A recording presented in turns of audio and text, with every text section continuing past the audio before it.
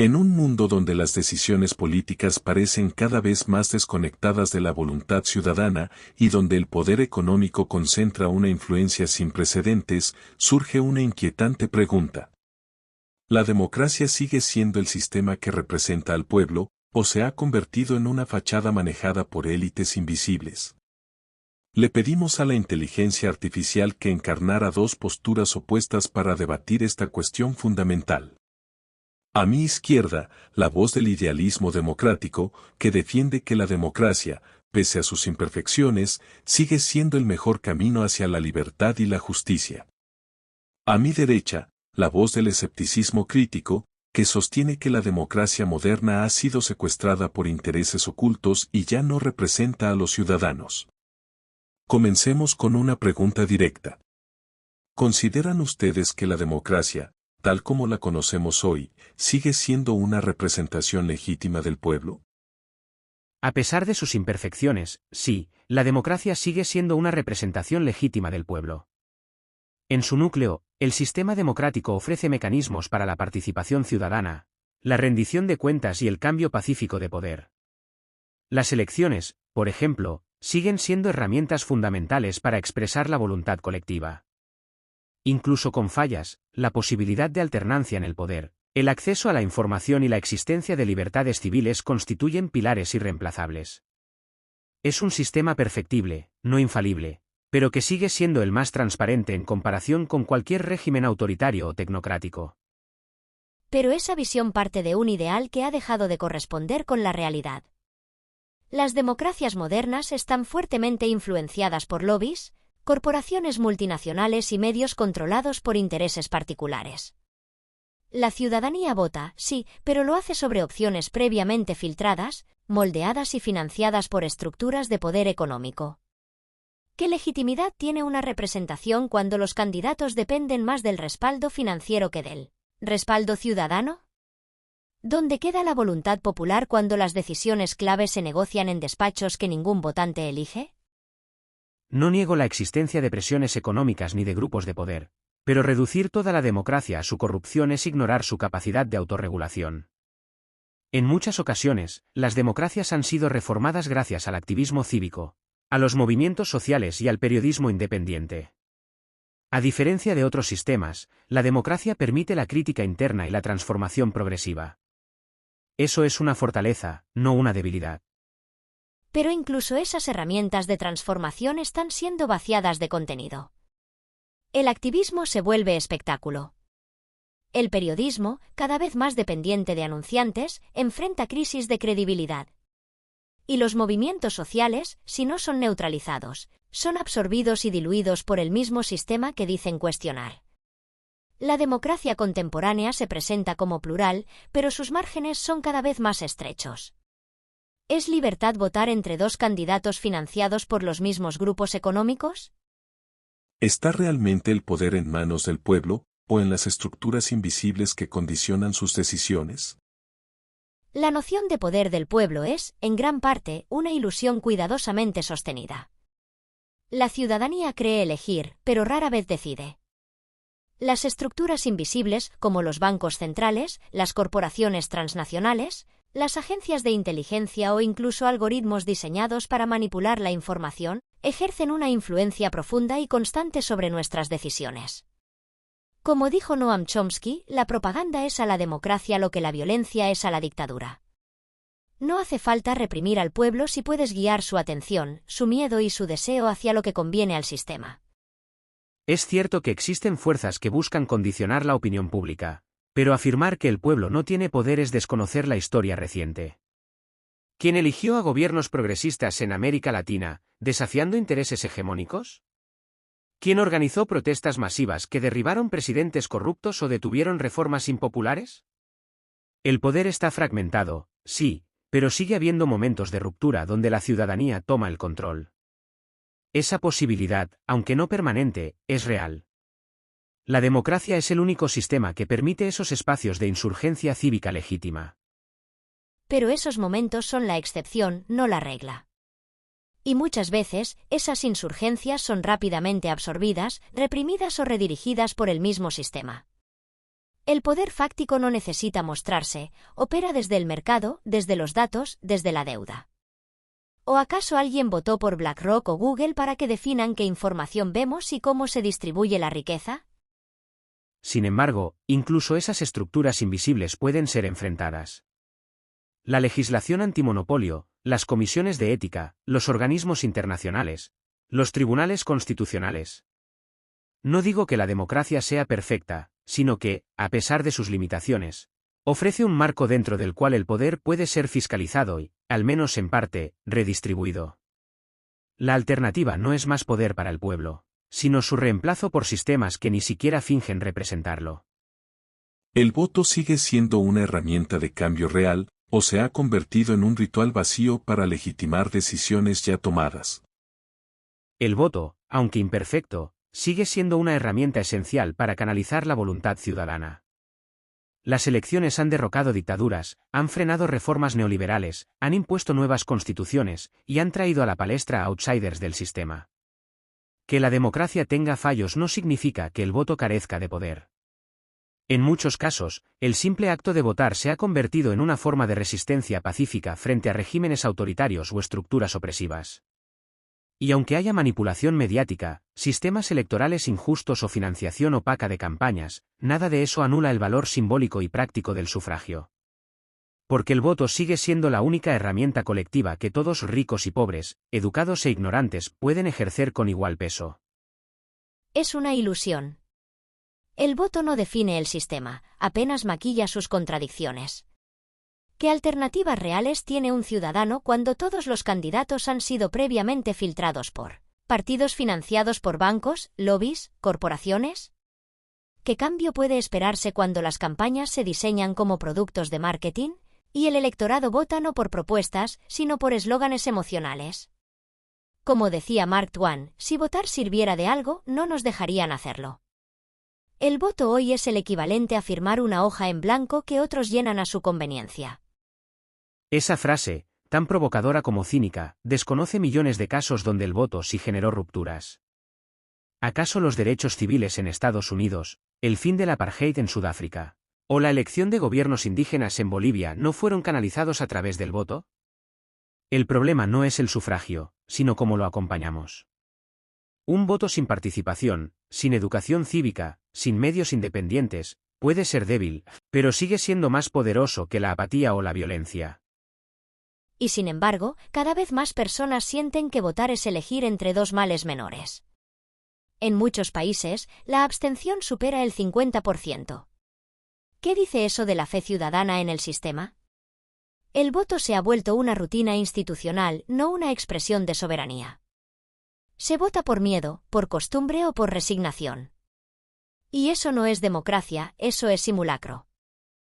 ¿Puede existir una democracia real cuando los medios están controlados por intereses económicos o ideológicos? ¿Es posible que el votante elija libremente si su opinión ha sido moldeada previamente? Esta es una de las paradojas más peligrosas de las democracias modernas. La libertad de prensa coexiste con su colonización por intereses privados. En la práctica, los grandes medios pertenecen a conglomerados financieros o familias con claros intereses políticos. ¿Cómo puede un votante decidir con libertad si lo que recibe no es información, sino propaganda? Como decía Noam Chomsky, la manufactura del consentimiento es el gran logro del poder moderno. Ya no hace falta reprimir con violencia, basta con controlar el relato. ¿Quién decide qué es relevante, qué es verdad, qué merece atención? En muchos casos, no es el pueblo, es una élite que actúa desde las sombras editoriales. Es cierto que los medios pueden influir, pero eso no es nuevo, ni exclusivo de las democracias. Lo revolucionario hoy es que esa influencia ya no es unilateral. Nunca antes el ciudadano común tuvo tanto acceso a fuentes alternativas, a canales independientes, a redes sociales donde puede contrastar, investigar y denunciar. El monopolio de la información está roto. Y aunque eso trae consigo nuevos peligros como las fake news o los algoritmos de polarización, también es una oportunidad. Hoy, la desobediencia informativa es posible.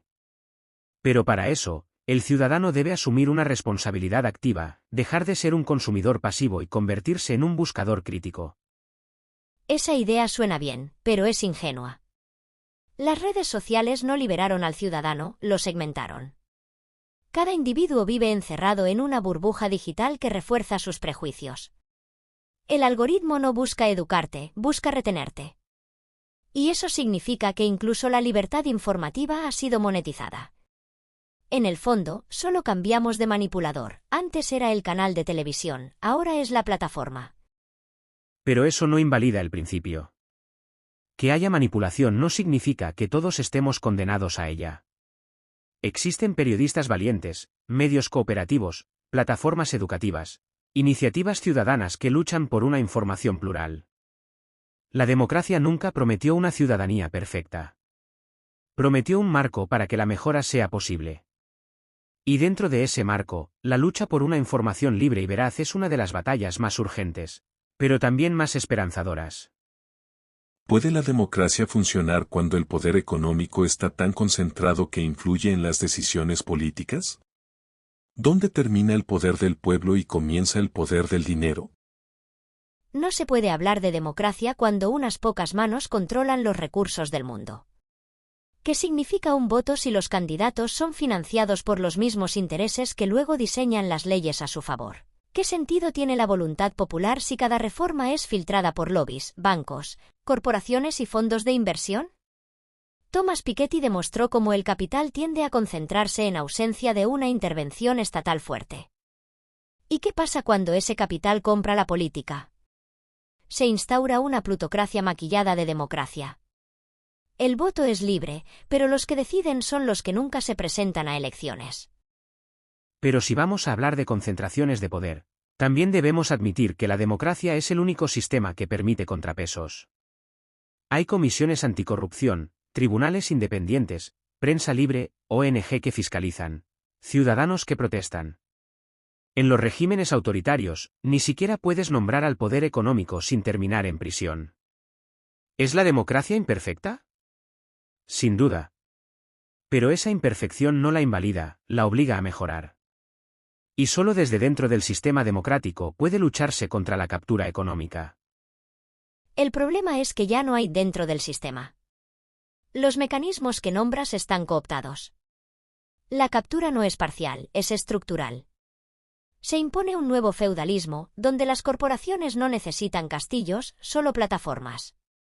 Jeff Bezos no necesita gobernar un país, ya controla la logística, la información y la infraestructura digital de buena parte del mundo. ¿Qué queda entonces de la democracia si los centros de poder ya no están en los parlamentos, sino en los directorios de las grandes tecnológicas? Y sin embargo, los mismos ciudadanos que mencionas votan, se manifiestan, impulsan cambios.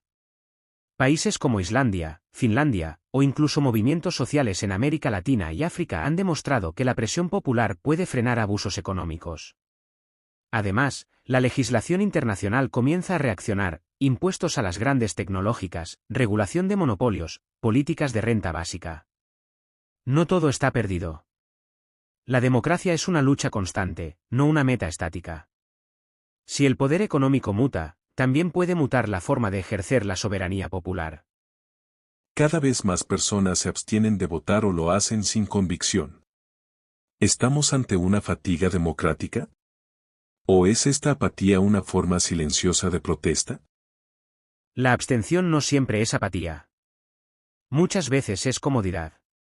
Vivimos en sociedades donde los derechos están garantizados, donde el peligro ya no es la dictadura sino la indiferencia. En el fondo, la democracia ha funcionado tan bien que sus ciudadanos se han vuelto cínicos. La gente no vota porque cree que nada va a cambiar. Pero esa pasividad puede convertirse en profecía autocumplida. Lo paradójico es que el único modo de regenerar la democracia sigue siendo más democracia. No confundamos desinterés con hartazgo. La gente no se abstiene porque no le importe, sino porque siente que su voto no vale nada. Elección tras elección, las promesas se reciclan, los rostros se maquillan, pero las estructuras permanecen. ¿De qué sirve votar si los grandes temas, desigualdad, corrupción, justicia climática, no cambian?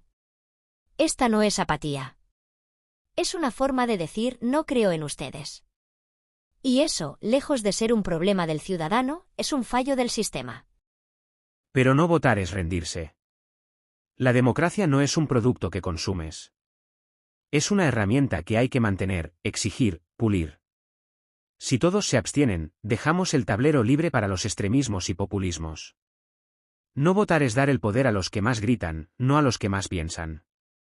Y entonces sí, la democracia colapsa, no porque fue atacada desde fuera, sino porque fue abandonada desde dentro. ¿Y votar por quién? ¿Por un sistema de partidos que se turnan el poder pero jamás cuestionan los fundamentos del modelo? La abstención, en este contexto, es un grito de protesta más potente que cualquier papeleta. Lo verdaderamente peligroso no es la ausencia del voto, es la ausencia de alternativas reales. Tal vez no necesitamos más democracia en el sentido tradicional, sino una nueva forma de participación, una refundación del contrato social. ¿Debería todo el mundo tener derecho a votar sin excepción? ¿O deberíamos repensar el sufragio universal tal como lo conocemos? El sufragio universal es un ideal, pero también puede ser un espejismo. Votamos todos, sí, pero no todos votamos con conciencia. ¿Tiene el mismo peso el voto de alguien informado, que ha estudiado los programas, que el de quien vota por un meme o porque le regalaron una camiseta? Esta pregunta es incómoda, pero necesaria. ¿Puede sostenerse un sistema donde cada voto cuenta igual, aunque no todo votante ejerza su derecho con la misma responsabilidad? Esa línea de pensamiento nos lleva directo al elitismo. La democracia es imperfecta precisamente porque refleja al pueblo tal como es, diverso, complejo, contradictorio. Quitarle el derecho al voto a alguien por no cumplir cierto estándar de conciencia es abrir la puerta al autoritarismo tecnocrático. Hoy se lo quitaríamos al ignorante, mañana al disidente. Lo que se necesita no es limitar el voto, sino educar al votante. Pero esa educación no llega. Llevamos décadas confiando en que la madurez cívica se desarrollará espontáneamente y no ha ocurrido. El voto debería ser un derecho, sí, pero también una responsabilidad. ¿Por qué para conducir hay que pasar un examen y para votar basta con tener 18 años? No se trata de excluir, sino de exigir un mínimo de preparación. Si realmente amamos la democracia, deberíamos cuidarla más, no dejarla al azar. La democracia no es un club selecto. Su belleza reside en que todos, absolutamente todos, tienen voz. ¿Habrá votos irracionales? Por supuesto. Pero también hay políticos que los manipulan, y no propones excluirlos. Mejorar el sistema pasa por más transparencia, más medios públicos, más educación. No por establecer un nuevo censo de aptos para votar. Esa idea ya fue probada en el pasado, y su nombre es censura. ¿Quién decide lo que vemos y leemos? ¿Estamos viviendo bajo una dictadura de los algoritmos disfrazada de libertad digital? Las redes sociales y los motores de búsqueda han democratizado la información. Hoy cualquier ciudadano puede expresar sus ideas, crear contenido, viralizar su opinión. Antes, solo los grandes medios tenían voz. ¿Los algoritmos moldean lo que vemos? Sí. Pero también lo hacen en función de nuestras elecciones. La solución no es demonizar la tecnología, sino entenderla. Educar digitalmente a la ciudadanía es el verdadero antídoto, no censurar los flujos de información. ¿Democratización? Más bien una jaula de espejos. Los algoritmos no nos muestran la realidad. Nos dan una versión distorsionada, diseñada para generar adicción, polarización y consumo. No vemos lo que es relevante. Vemos lo que nos hace clic. Y eso no es libertad.